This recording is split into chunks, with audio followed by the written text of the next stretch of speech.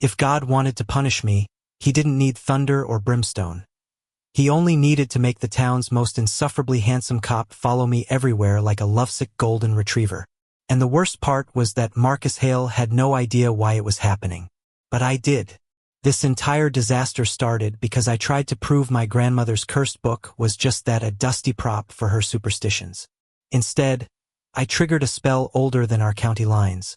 One that decided the man I disliked the most should become the only person who could never leave my side. It wasn't romantic.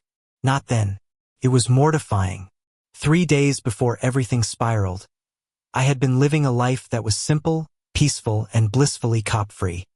My name is Ethan Rivers, and at 27, I had perfected the art of avoiding Officer Marcus Hale, the man who had arrested me twice for disturbing public order, when, technically, all I did was paint a mural without a permit and accidentally block traffic with a ladder. Twice. Look, accidents happen. Marcus was the kind of man who treated rules the way priests treat commandments. Tall, lean, and sharp in both tongue and posture. He seemed carved out of righteous annoyance and small-town pride. Montana-born, corn-fed, and scowling even when smiling. Everyone loved him, except me.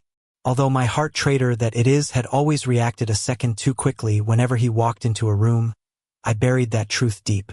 Which is why fate probably laughed, cracked its knuckles, and said, "Watch this." It began on a Thursday night. The attic of my grandmother's old house still smelled like cedar and her lavender soap. She'd been gone 4 years, but the place held her the way a melody holds memory, gently, stubbornly, painfully. I shouldn't have been rummaging through her things. But when my landlord announced rent was increasing again in our tiny North Carolina town, desperation made me search for anything valuable enough to sell. That's when I uncovered the book. Bound in cracked burgundy leather, the pages thick and yellowed, it felt warm, too warm. My grandmother had always warned me never to open it. She claimed the book contained agreements made with old forces. Whatever that meant. Naturally, I opened it. And naturally, I read the first passage aloud like an idiot, because apparently my survival instincts were on vacation. It was a spell, written in elegant script, to bind 2 souls in iron thread, so neither stray nor turn their head, invoke with truth, invoke with fire, reveal the heart's unspoken desire. I snorted. Unspoken desire? Please, I barely have spoken desires. And then, God forgive me, I finished the incantation. The attic lights flickered. A wind blew inside, though every window was shut. A pulse of warmth shot through the air like a heartbeat, and for 1 second, I felt something click inside me like the world shifting half an inch off its axis. Then, nothing. I laughed it off, tossed the book into a box, went to bed. The next morning, my life exploded. At 7 a.m., someone pounded on my door loud enough to wake the dead. When I opened it, Marcus Hale stood there in full uniform, breath fogging in the crisp morning air, eyes unusually wide. "Ethan," he said, slightly breathless, "you didn't answer your phone. I needed to check if you were okay." I blinked. Twice. "You? What? Why? What did I do? I haven't painted anything weird in at least a week." "I just had to see you," he said firmly. "Had to. Not wanted to. Had to." My stomach dropped. Marcus Hale was not a man who needed anything from me, especially not that. He cleared his throat, as if fighting against his own instincts. "Can I come in? Did I commit a crime? No. Am I a suspect? No. Are you here to warn me about something? No. Then why are you here?" He opened his mouth like he didn't know the answer himself, and that's when he stepped forward without permission and brushed a leaf out of my hair. I froze. He froze. We stared at each other like 2 deer watching an oncoming train. "Why did you do that?" I whispered. He swallowed. "I don't know." Then, panicked, "I swear I'm not trying to be weird. Something is wrong with me. Every time I try to drive away from your street, I end up back here. I don't want to be, I don't mean this the wrong way, but I can't stay away from you. Literally can't. The curse. The stupid, ancient, dramatic curse. My soul left my body. "Marcus," I whispered, "I think I did something. Something very bad." He frowned. What? I didn't know how to tell him I had accidentally forged a supernatural bond with someone I didn't even like without sounding like I needed psychiatric evaluation. Do you feel fine otherwise? I asked slowly. He hesitated. His jaw clenched. I keep thinking about you. My heart somersaulted. In a normal way or? In a way that makes no damn sense. He raked a hand through his hair. Like you're important. Like I need to protect you. Like you're the only person I should be near. Oh God. I'm losing my mind, he muttered. Correction, we were losing our minds. I stepped aside and let him in. He walked into my living room with the hyper-alert tension of someone preparing for battle. His eyes scanned everything: the paint-stained table, the half-finished canvas, the mug I'd abandoned last night. Then, reluctantly, he turned back to me. Please tell me you know what's happening, he said, and my guilt punched me in the throat. I might, he repeated sharply. Do you believe in curses? His jaw dropped. You're kidding. I wish I were. I told him everything: the book, the attic, the spell. He listened without interrupting, though his expression shifted between disbelief and dawning horror. By the time I finished, he was staring at me like I had personally set his entire worldview on fire. So, he said slowly, you're telling me a book cursed us. A book made me follow you around against my will. I winced. Technically, it bound us. He inhaled sharply, pacing. Ethan, Jesus, this isn't funny. This is my job. My life.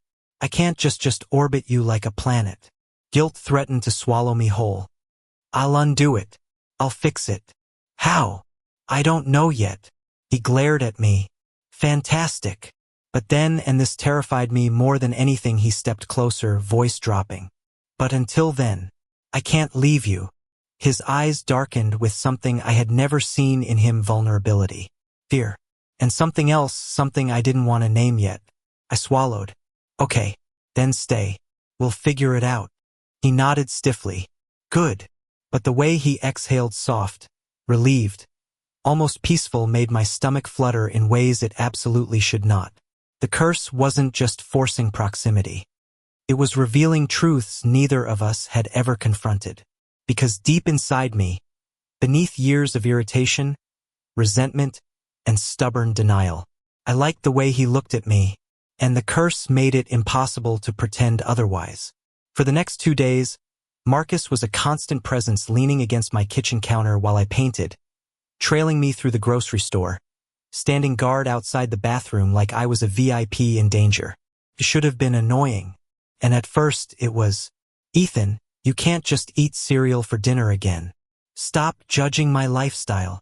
I'm not judging. I'm concerned. You said that like you're my husband.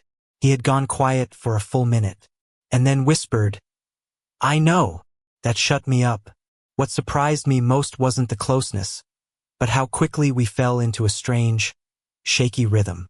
How Marcus softened when he realized I wasn't mocking him. How I softened when I realized he wasn't trying to control me, he simply couldn't leave. But there were moments when the curse showed its teeth. Like when I tried to walk to the post office alone. Marcus bolted after me, panicked, breathless. I couldn't breathe when you walked away, he confessed, chest heaving. It felt like something yanked my insides. Scared him. Scared me more. The spell wasn't harmless. It wasn't cute. It was tightening around us like a rope. I had to reverse it, but every attempt I made, reading more incantations, burning herbs, flipping through every brittle page, failed. Worse, the bond deepened. One night, he fell asleep on my couch, arms folded, face relaxed, lashes dark against his cheekbones, and I caught myself staring. My chest warmed with something tender, dangerous. I whispered, this can't be real. His voice drifted up, rough with sleep. Then why does it feel real? I jolted. You're awake. Barely. His eyes opened a sliver. Ethan, I don't think the curse is making me feel things.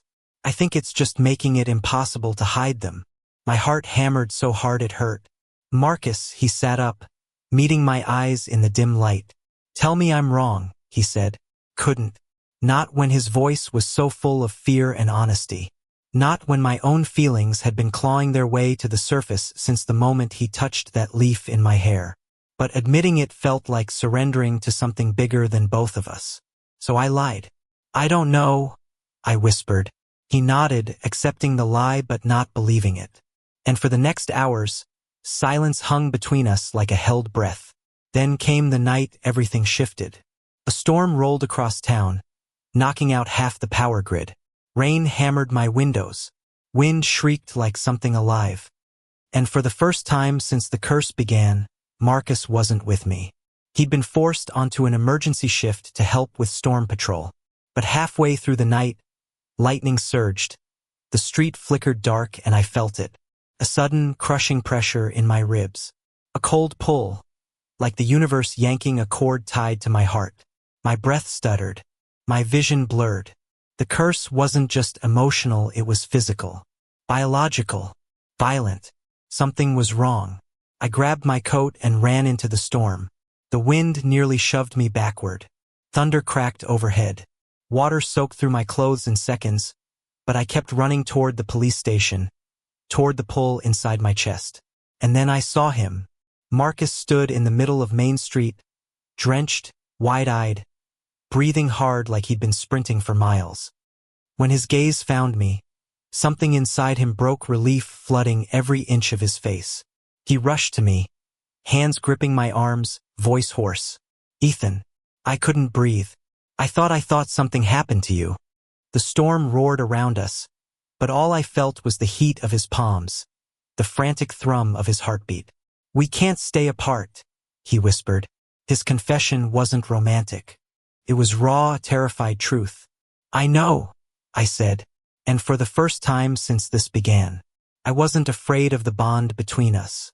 I was afraid of what it meant, because the closer we grew, the more the curse tightened, not as punishment, but as revelation.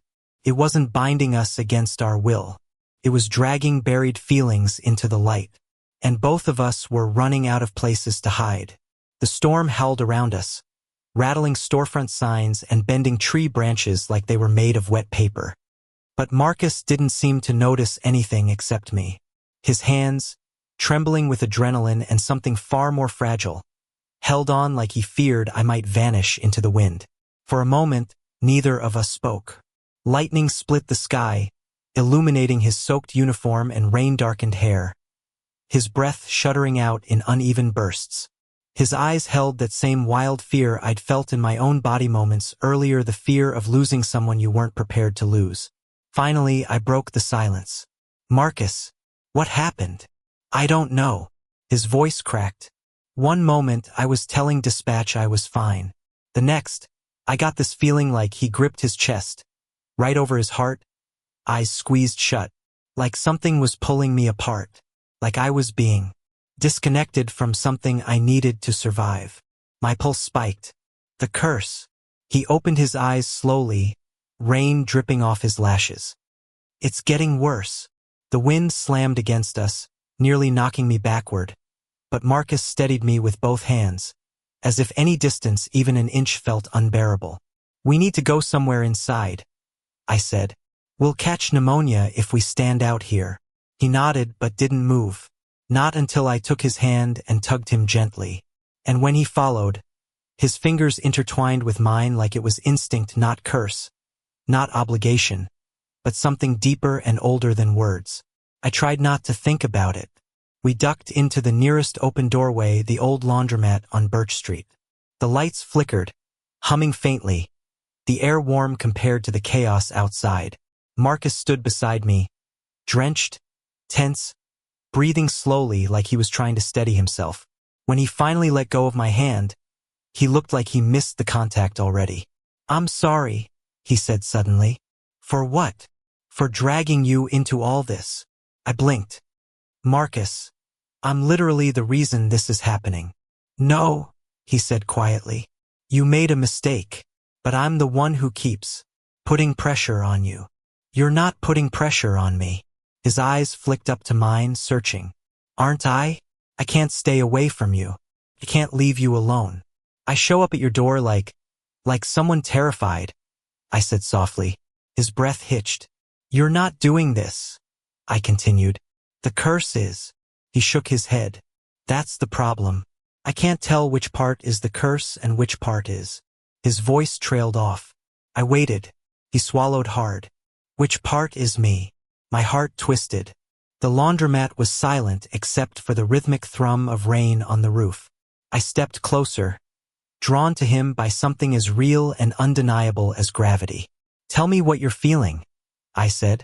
He exhaled shakily. I'm scared. Of what? That this isn't the curse talking. His voice dropped to a whisper. That I would have ended up here anyway. My breath caught. Marcus. But I don't want to make you uncomfortable. He backed up a step, eyes down. I'm trying so hard not to cross any lines, Ethan. You have no idea. The vulnerability in his voice made my chest ache. This man, this rigid, by-the-book, infuriatingly principled officer, was unraveling in front of me, but not in a dangerous way. In a human way. In a way that made him more real than I'd ever allowed myself to see. Marcus, I said, stepping toward him. You're not hurting me. You're not forcing me. If I didn't want you here, trust me, I'd say so. He looked up, surprised. You want me here? I hesitated not because I didn't know the answer, but because the truth felt like stepping over a line that once crossed could never be uncrossed. Yes, I said finally. I do. A soft, barely there breath escaped him. Relief, warm and raw. The lights flickered once, twice. A rumble of thunder shook the building. Marcus moved to the window, looking out at the storm, jaw tight. This can't keep happening.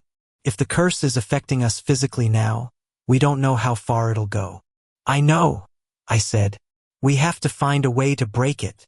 He looked over his shoulder, eyes full of something that made my stomach flip. And if breaking it changes things between us? I froze. What do you mean? He faced me fully.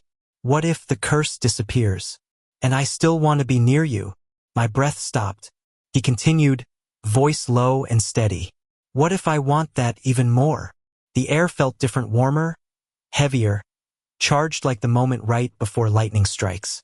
My pulse raced in my throat. That's not the curse talking, I whispered. His eyes softened. No, I don't think it is. Before I could respond, the laundromat door slammed open, wind blasting inside. Both of us jumped back in surprise. A woman burst in, soaked and panicked, clutching a small white dog in her arms. Officer Hale. Oh my God, I need help.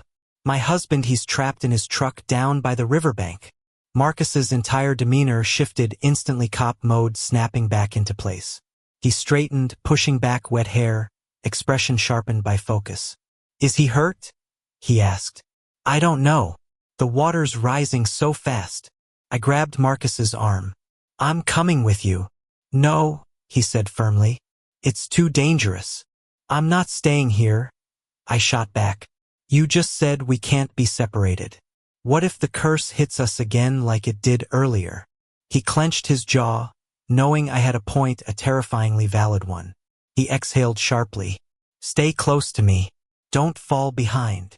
Not planning to. We ran into the storm. The wind shoved against us like a living thing, fierce and biting. Rain stung my skin. The sky flashed white with lightning every few seconds. But Marcus stayed right beside me, close enough that our shoulders brushed with every step. The riverbank was worse than I expected. The water had risen several feet, violent and churning, swallowing the lower road. A truck sat half-submerged, headlights flickering. Inside, a man pounded on the window, trapped, terrified. Is the door jammed? Marcus yelled over the wind. Yeah, the man shouted. I can't get it open. Stay back, Marcus said to me. No, I said, grabbing his arm. We do this together. He didn't argue this time. We waded into the freezing water, fighting the current with every step. Marcus led the way, bracing his body against mine when the river surged harder. By the time we reached the truck, water sloshed around our waists. Marcus banged on the window. Cover your face. The man ducked, Marcus elbowed the glass hard. Once, twice, but the rain made everything slippery. His grip faltered. "I've got it," I said, grabbing a nearby rock. "Ethan, no," I swung. The window shattered. Water rushed in, cold and brutal. The man scrambled out, fear in his eyes, clinging to Marcus as the officer helped him stabilize. "We need to move now," Marcus shouted. The man nodded, shaking. We turned to go back, but the current surged violently, stronger than before, pulling at our legs with terrifying force. Marcus grabbed the man with one arm and reached for me with the other, but my foot slipped on the muddy riverbed, and suddenly the water yanked me sideways. "Ethan!" Marcus roared. I plunged into the freezing current. The shock stole my breath. The world spun water. Sky, darkness, light and panic slammed into my chest. I reached out blindly. Desperately, a hand grabbed mine. Marcus. His grip was iron, fierce, terrified. He pulled with every ounce of strength he had, anchoring himself against the current. "I've got you," he shouted through the storm, voice cracking with fear. "I'm not letting go. Do you hear me?" I choked on river water, gasping. "Marcus, hold on." I did, because somehow I knew he would rather drown than release me. With a heaving pull, he dragged me toward him until his arm wrapped around my chest, holding me upright against his body. His breath was ragged, frantic against my ear. "I thought I lost you," he said, voice shaking in a way I had never heard before. "I can't, Ethan. I can't lose you." His words tore something open inside me. But we weren't safe yet. We still had to get the man to shore. Together, the three of us fought the current inch by inch until solid ground finally rose beneath our feet. Marcus didn't release me. Even then, his arm stayed around my waist, his body shielding mine from the wind. The rescued man collapsed on the grass, coughing. Marcus checked him quickly, then turned back to me, and the moment his eyes met mine, the world fell silent. We were both shaking, both drenched, both alive because of each other. He touched my cheek with trembling fingers. "Ethan, are you hurt?" "No," I whispered. His thumb brushed my skin like he didn't believe me, like he needed to feel me to be sure. His voice broke, quiet but desperate. I was so scared. Something inside me snapped and softened all at once. I reached up, cupping his face, feeling the warmth beneath the cold rain. Marcus, he didn't move, didn't breathe, didn't look away. The river roared beside us. Thunder cracked above us. But in that second, none of it mattered. We were two people standing in a storm, bound by magic and something stronger than magic staring at the truth we'd both been afraid to name. "I'm right here," I said. Marcus closed his eyes, just for a moment, like the words were a bomb he had been waiting years to hear. Then headlights cut through the darkness as an emergency vehicle approached, sirens wailing faintly over the storm. Marcus pulled back, clearing his throat, his professional mask snapping back into place. But the residual fear, the relief, the raw tenderness, it all stayed in his eyes. "We should get him to the medics," he said. I nodded. But as we started walking, his hand found mine again, not out of necessity, but choice, and neither of us let go. The medics rushed toward us, voices sharp and hurried, their raincoats whipping in the wind as they guided the rescued man onto a stretcher. Marcus stepped back only far enough for them to work, but not far enough that I didn't feel the faint brush of his shoulder against mine. It was subtle, unintentional, maybe, but real. The storm had begun to ease, the violent downpour softening to a steady drizzle. Sirens echoed faintly through the trees, fading as more units arrived to secure the scene. But Marcus didn't move. His hand, still threaded with mine, trembled with the aftershock of everything we had just survived. "You need to get checked out too," one of the paramedics said, glancing between us. Marcus shook his head. "I'm fine." I arched a brow. "Marcus, you're shaking." "That's adrenaline," he muttered. The paramedic looked unconvinced but nodded and moved on. Marcus finally turned toward me. His expression caught somewhere between exhaustion and something softer, something dangerously close to hope. "We should get out of these wet clothes," he said quietly. Yeah, I breathed. He hesitated. You want to come back to my place? It's closer. A part of me wanted to joke, to break the intensity, maybe make a sarcastic comment about how the cursed cop was inviting me home while still insisting he didn't like me 2 days ago. But the moment felt too fragile, too important for humor. Okay, I said. The walk to his cruiser was quiet. Our hands still linked like neither of us knew how to let go without collapsing. Once inside, the soft hum of the heater filled the silence, warming the cabin with slow-growing comfort. Marcus removed his wet cap and set it on the dashboard, running a hand through his dripping hair. We're gonna talk about what happened, he said. Not a question. Promise. But then softer. Later. I nodded gratefully. Neither of us had the emotional footing for that conversation yet. His house was small, neat, the kind of place someone lived in alone for a long time. He grabbed 2 towels and handed me one, then disappeared briefly to change into dry clothes. When he came back, hair still damp, wearing a soft gray t-shirt and sweatpants, I forgot how to breathe for half a second. You can change in the bathroom, he said, voice steady but eyes too warm. I did. When I returned, wrapped in one of his shirts, Marcus was sitting on the couch, elbows on his knees, staring at the floor like he was wrestling with something enormous. I approached slowly. Hey! He lifted his gaze. The vulnerability there hit me like a punch. You could have died tonight, he said, voice low. If I hadn't grabbed you. You did grab me, I said gently. I'm here. He inhaled shakily. I keep replaying it. That moment you slipped. That split second when he swallowed hard. It felt like the world dropped out from under me. My chest tightened. Marcus. His voice cracked open completely. I don't know what this curse is doing to us. I don't know which feelings are mine and which aren't. But tonight he reached up, pressing the heel of his hand to his chest. Tonight felt like me. All of it.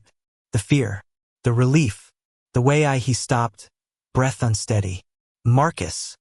I whispered, stepping closer. You don't have to say it. His eyes burned into mine. I want to. Silence stretched between us, thick and trembling. You asked me earlier what part of this is me, he said. I think I finally know. My breath hitched. Tell me. He stood, slowly, carefully, like approaching something sacred. He stops just inches away, close enough that I feel the warmth of his breath on my skin. His voice was barely above a whisper. I don't stay because of the curse, he said. I stay because losing you feels impossible. My heart twisted so violently it hurt. Marcus, I don't know how it happened, he continued. I don't know when, but the moment I thought you were slipping away tonight, everything inside me, he exhaled shakily. Everything told me you matter, more than I wanted to admit. He was close now, so close I could see the faint freckles across his nose, the fresh worry lines at the corners of his eyes, the raw truth etched into every part of his expression. Ethan, he whispered, tell me if this is wrong. It wasn't. God, it wasn't. I reached up, resting my hand against the side of his face. His breath stuttered, like he'd been waiting for that one gentle touch longer than he cared to admit. It's not wrong, I said softly. His eyes closed. When they opened again, something had shifted. The distance between us vanished in the span of a heartbeat. Marcus leaned in, slowly, carefully, giving me every second to pull away. I didn't. His lips touched mine, soft at first, tentative, a question he had been holding inside his chest for days, maybe longer. I answered by leaning into him, kissing him back gently, my hand sliding to the back of his neck, pulling him closer. The kiss deepened, warm and desperate, like the storm outside had carved out a hollow in both of us that only this moment could fill. Marcus's fingers slid against my jaw, holding me like he was afraid I might disappear between one breath and the next. When we finally broke apart, his forehead rested against mine, breath mixing with mine in slow, steady exhales. We're gonna break the curse, he murmured. I promise. But even when it's gone, he opened his eyes. I don't want this to stop. A smile tugged at my lips. Who said it has to? He let out a soft laugh, relieved, a sound I hadn't heard from him until now, and he pulled me into a tight embrace, his heart beating fast against my chest. Outside, the storm faded into a quiet patter. Inside, something new began, something fragile and fearless and ours. Marcus held me like a man who had finally stopped running from the truth. And for the first time since all of this began, I believed we might just make it. Together. Thank you for listening. If you find it interesting, please like and subscribe to follow the next stories.